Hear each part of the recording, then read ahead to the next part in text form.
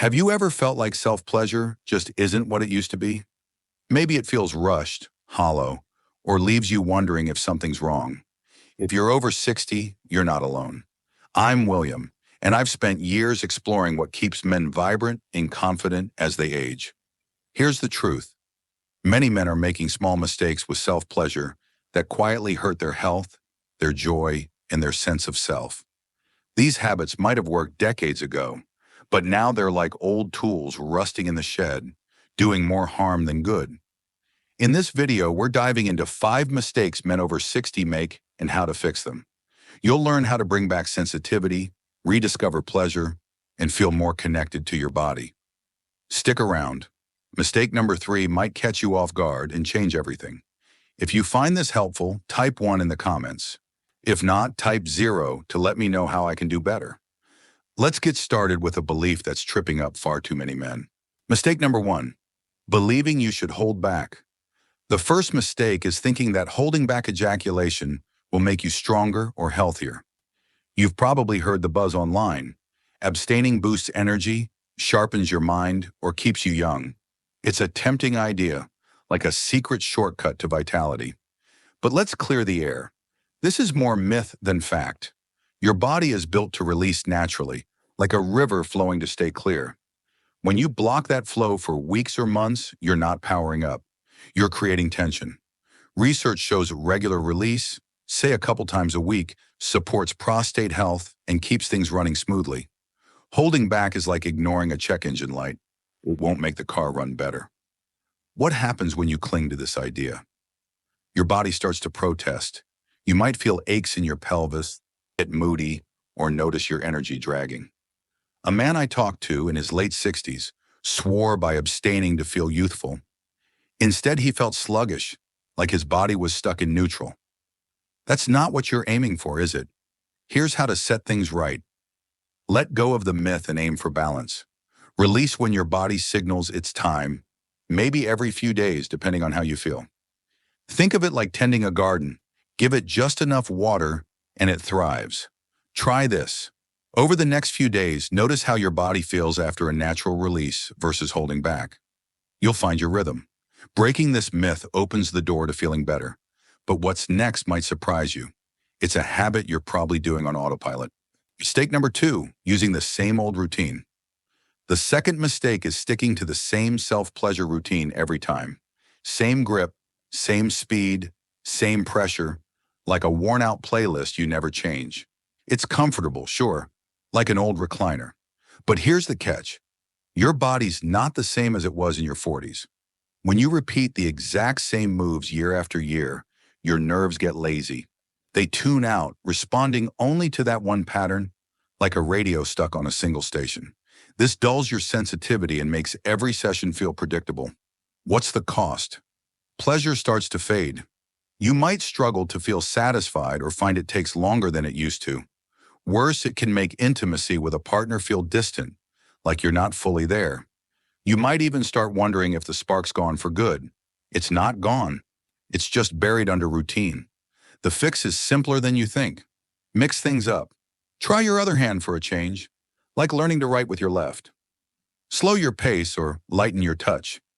If you're curious, a soft sleeve can add a new sensation, like trying a new spice in your favorite dish. The goal is to wake up your nerves, to keep them sharp and curious. Start small. Next time, spend a moment changing your usual speed and see what you notice. Shaking up your routine can spark new feelings, but what's coming next might be why your sessions feel more like a chore than a joy. Mistake number 3, rushing like it's a sprint. The third mistake is treating self-pleasure like a race to the finish line. Maybe back in your younger days, you had to be quick. Life was hectic or privacy was scarce. But if you're still speeding through now, you're missing the rich, deep sensations your body can still offer. This is the mistake that catches most men off guard, and it's a big one. When you rush, you're not savoring the moment. You're checking a box, like mowing the lawn before dinner. Your body needs time to build arousal, to let those feelings unfold, like a slow-cooked meal that tastes better with patience. Hurrying skips all that, turning something meaningful into a mechanical task. Why does this happen? Old habits die hard. You might not even realize you're doing it, but rushing becomes automatic, especially if you spent years squeezing self-pleasure into tight schedules. The problem is, your body's wired differently now. It craves a slower rhythm to wake up those nerve endings. Without that, you're shortchanging yourself, and the consequences are heavier than you might think. What's at stake? Rushing dulls your sensitivity over time. You might feel empty afterward, like something's missing. It can even strain your connection with a partner, making intimacy feel flat or forced. I know a man in his early 60s who rushed through everything, including self-pleasure. He didn't realize it was making him distant, until his wife said she felt like he wasn't really there. That was a wake-up call. Beyond the bedroom, this habit can leave you stressed, like you're always chasing something you can't quite catch. Here's how to break free. Slow down, even just for a few minutes. Give yourself permission to linger, to feel each sensation fully, like listening to a favorite song without skipping to the end. Start with deep breaths to settle your mind. Then, take your time, exploring what feels good without aiming for a quick finish. It's not about dragging it out. It's about being present, like enjoying a sunset instead of snapping a photo and moving on. Try this. Next time, set aside 5 minutes and focus on going slower than usual. Notice how your body responds. Slowing down can transform the experience, but there's another mistake that's keeping you from feeling the full range of what your body can offer. Mistake number 4. Ignoring the rest of your body. The fourth mistake is focusing only on one part of your body during self-pleasure. It's easy to zero in on the obvious, like painting a picture with just one color. But your body's a canvas full of sensitive spots. Your inner thighs, chest, even the area between your legs, that can deepen the experience. When you ignore these, you're missing a chance to feel more, to connect with yourself in a way that's richer and more alive. This isn't about being fancy, it's about honoring what your body can still do, like rediscovering an old trail you used to love. Why do men do this? Habit, mostly. You might think self-pleasure is just about one goal, one spot, because that's how it's always been. But as you age, your nerves crave more variety to stay engaged. Those other areas aren't just extras, they're part of the whole picture, like notes in a song that make the melody complete. Skipping them limits what you can feel, and that's where the trouble starts. What happens when you stay so narrow? The experience feels flat, like a meal with no seasoning. You might lose some of that spark, not just in self-pleasure, but in intimacy with a partner, leaving you feeling cut off, like a phone with a weak signal. Over time, it can chip away at your confidence, making you wonder if you're missing something deeper. That disconnect isn't just physical, it's emotional, and it can weigh heavier than you expect. The solution is to explore. Start with a gentle touch on your thighs or chest before diving in, like warming up before a walk. Feel the skin there. Notice what responds. You can even try a warm towel for a different sensation, like adding a new shade to your canvas. It's not about overcomplicating things. It's about waking up your body's full range. Try this. Next time, spend a minute massaging your inner thighs and see how it shifts the experience. Exploring your body opens new doors, but there's one final mistake that's so simple, yet it's holding you back from comfort and joy. Mistake number 5, skipping lubrication. The final mistake is going without lubrication during self-pleasure. It's easy to think you don't need it, like assuming an old car runs fine without oil. But as you age, your skin gets drier, less elastic, especially in sensitive areas. Without lubrication, you're creating friction that's more than just uncomfortable.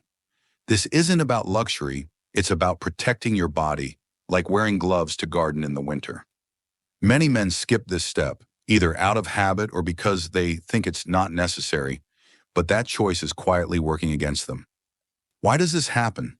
For years, you might have gotten by without it, especially when your skin was younger and more resilient.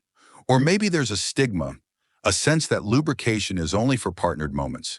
But here's the reality, your body's needs have changed. Friction from dry skin doesn't just feel off, it can irritate delicate areas, dulling your sensitivity over time. It's like rubbing sandpaper on a fine piece of wood. What starts as a small issue can wear things down. What's the cost? Discomfort is the first sign, like a nagging itch you can't ignore.